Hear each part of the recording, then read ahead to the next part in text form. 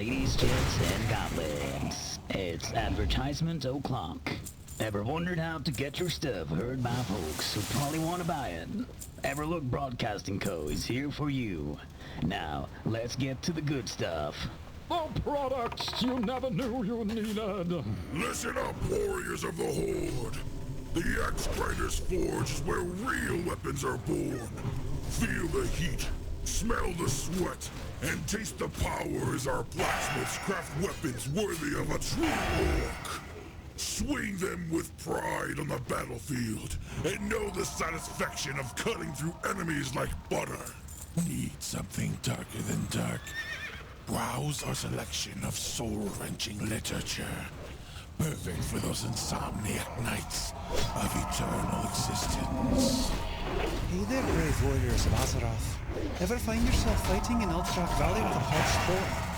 Our Alterac snow cones are the perfect refreshment, made from fresh fallen snow.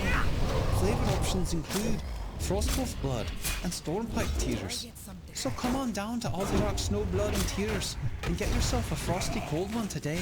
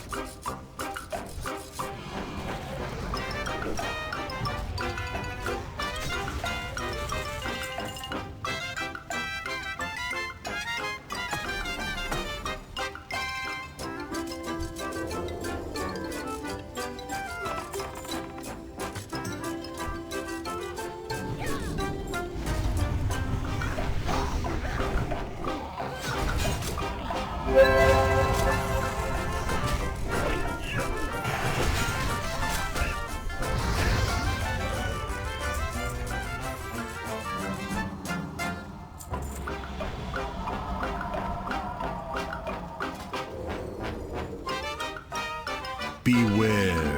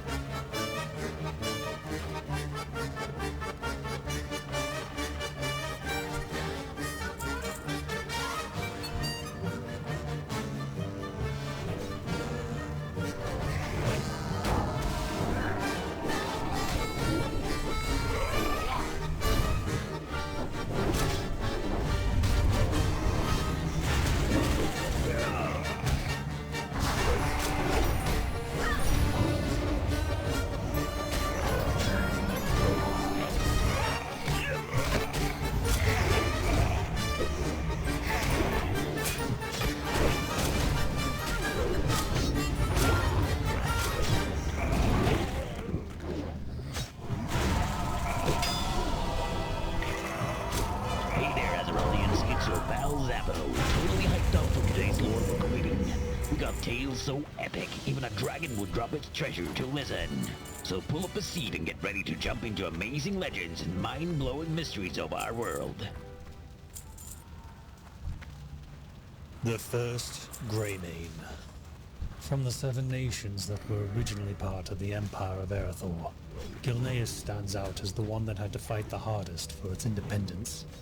While Lordaeron was able to secure its freedom through the influence of its nobles, the people of Gilneas had to make great sacrifices to gain their liberty.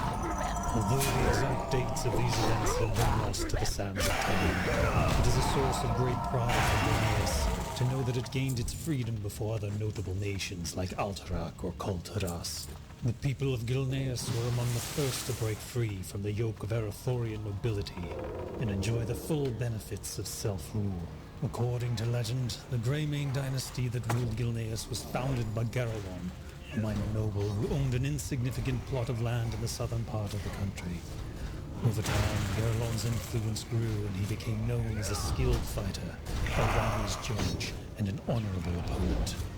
His exploits became legend even in his own time. However, he grew increasingly resentful of the corrupt Erethdorian nobles who sought to exploit and oppress his homeland. Eventually, Garalon gathered other like-minded lords from Gilneas to form a rebellion against the decadent Erethdorian king, Thoradin III, and his followers. Many lords were hesitant to join the rebellion, but Garalon was able to persuade them and eventually declared himself the King of Gilneas. This was an affront that could not be tolerated by Erethdor, which sent its legions to pacify Gilneas. Numerous battles were fought on the peninsula, but despite the bravery and courage of Gilneas' men, the odds seemed stacked against them. Erethdor had a numerical advantage and was able to overwhelm the Gilnean armies. The Battle of Ravenswood was lost, and the Gilnean soldiers were scattered, seemingly without hope. But the young Gilnean king was not deterred. He rebuilt his strength and rallied the morale of his men. The final battle was fought on the hills of Stilwar. Greymane assumed a defensive position on the hilltop, with cavalry hiding in the nearby forest. The Erethdorian forces were over 4 times larger and better equipped, and they rushed Garalon's positions without considering their own men. The Gilnean forces fought valiantly, killing thousands of Erethdorians, but it was not enough. The enemy flowed onto the hills and threatened to surround Greymane's army. Thankfully, the cavalry in the woods emerged from hiding to turn the tide of the battle. They galloped out of the forest, charging straight into the Erethdorian lines. Caught off guard, the Erethdorian formations were shattered.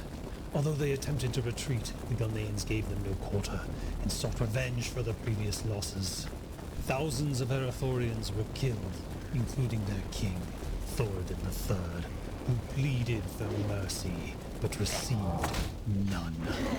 In the end, Gilneas emerged victorious, and the new young king of Erethdor soon came to sue for peace. Gilneas was granted its independence and joined Dalaran as one of the independent human nations. King Garalon proclaimed the emancipation of his Gilnean homeland, giving rise to the glorious Greymane dynasty. As the nascent kingdom of Gilneas began to thrive, it faced yet another challenge. The Magocrats of Dalaran, who saw land ripe for exploitation, attacked Gilneas without warning or declaration of war, in a clear display of their treachery. The wizards of Dalaran, believing they could easily win the war with their magical abilities, underestimated the strength of the Gilnean army. The first Battle of Ebonmere was a complete massacre of the Dalaranian soldiers, and their mages hanged on trees from the city of Gilneas to the kingdom's border as a reminder to never again encroach on Gilnean soil. Despite the victory over Dalaran, the young king of Gilneas was not able to rest for long. Various nobles of the land were not always loyal to the king, and some rebelled against his rule. However, King Garalon's power was too great, and he managed to subdue them all with the help of his favored general, Lord Ravenwood. Hey folks, looking to give your business a little boost? Give Everlook Broadcasting Co. a shout. We got ears everywhere. And speaking of, check out these awesome products our guys are offering. Why settle for an ordinary fire armor when you can have a thunderspark blunderbuss? Warning, may cause avalanches and spontaneous beard growth. Indulge in a sensory experience with a cuisine as bleak as your future. Try a signature dish, void soup, a bowl as empty as your soul.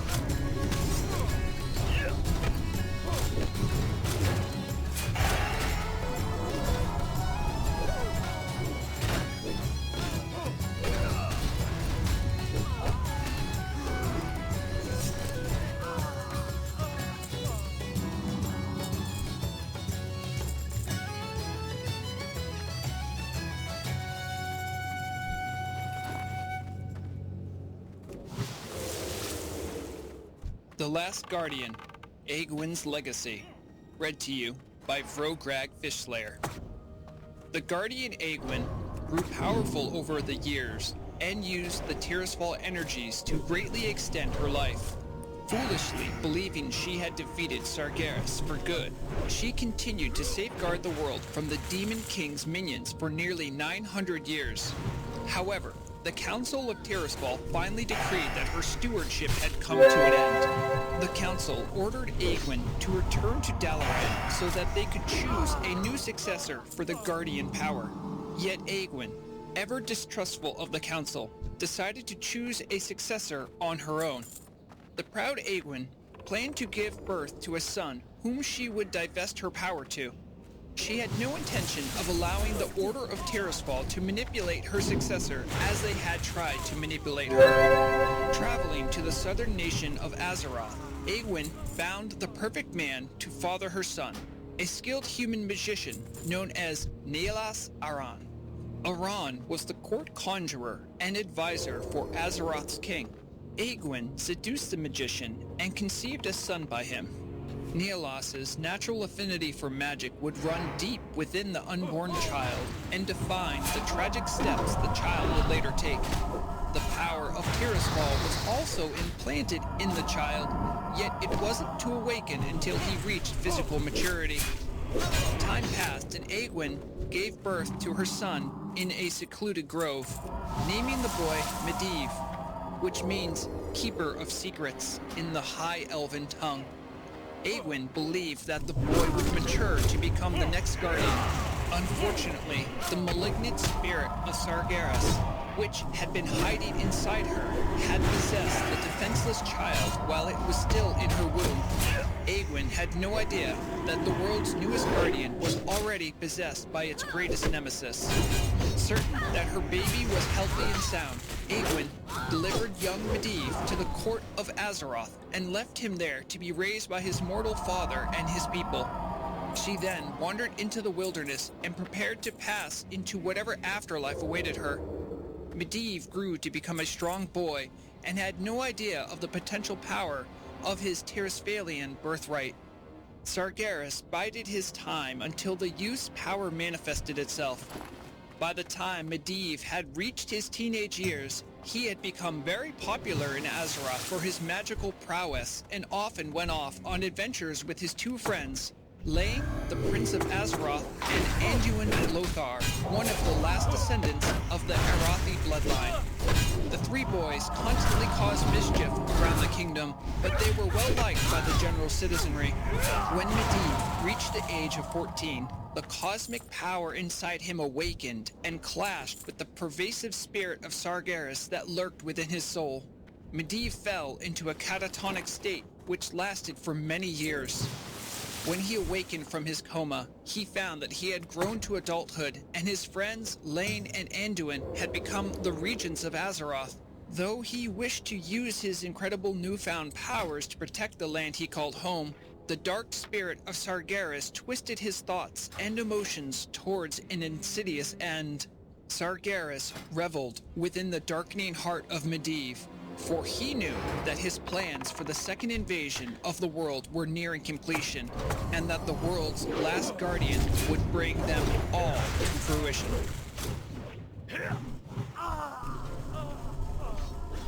Hey folks, Zabu here, transmitting from, well, somewhere safer.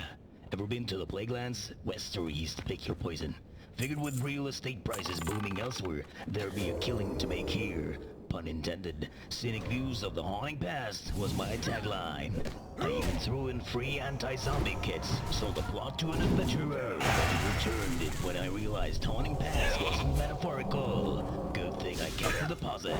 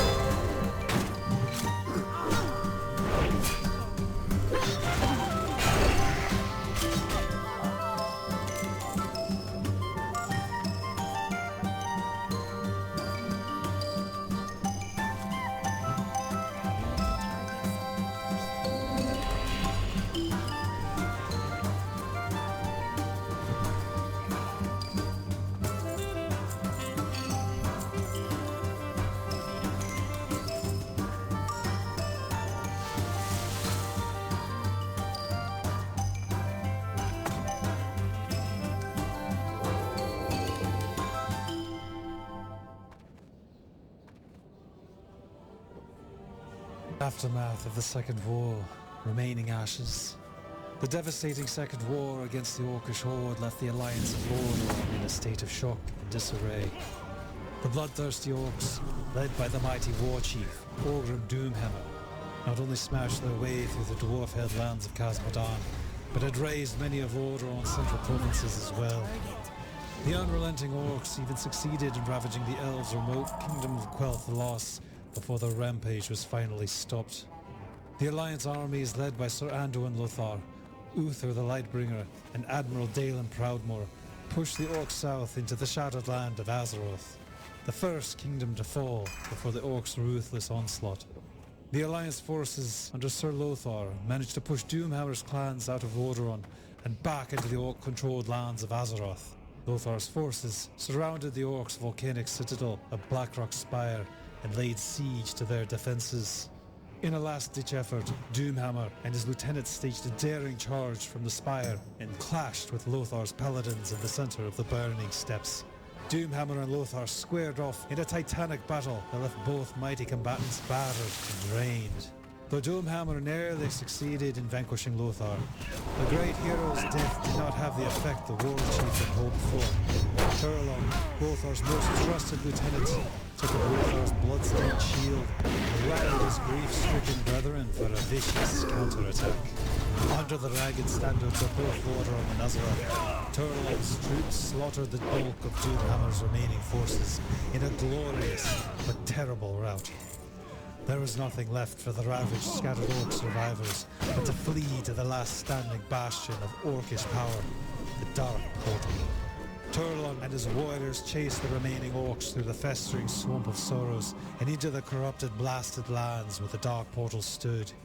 There, at the foot of the colossal portal, the broken horde and the ragged alliance clashed in what would be the last, bloodiest battle of the Second War. Outnumbered and driven mad by the curse of their bloodlust, the orcs inevitably fell before the wrath of the Alliance. Doomhammer was taken prisoner and escorted to Lordaeron, while his broken clans were rounded up and hauled north, back to Lordaeron. Greetings, adventurers and shopaholics alike. Everlook Broadcasting Co. welcomes you to another round of splendid products and services. Get ready to be amazed as we unveil what Azeroth's entrepreneurial minds have concocted. Greetings, guardians of the forest. Does the weight of your eternal watchfulness wear on your spirit? Seek solace in our starlight-soothing salve. Infused with the shimmer of Elun's blessings, this salve rejuvenates both body and soul. After one application, you'll feel as radiant as the night sky itself. Note, side effects may include an overwhelming urge to sing 8 times under the moon. May the latest guide begin. Ever had that embarrassing moment when you accidentally shot on a tiny goblin because they're hard to spot? We've all been there. But don't worry, we've got a solution. It's called the Gobbler's Guardian. This enchanted piece of wood senses goblins nearby and gives you a gentle alert. It's your way to sidestep those awkward situations and keep your dignity intact while ensuring their little faces avoid being fooled. With the Gobbler's Guardian Amulet, you can confidently enjoy your time at the inn without the fear of squishing a goblin by mistake. Listen up, warriors of the Horde. The Axe Grinder's Forge is where real weapons are born. Feel the heat, smell the sweat, taste the power as our blacksmiths craft weapons worthy of a true orc. Swing them with pride on the battlefield and know the satisfaction of cutting through enemies like butter.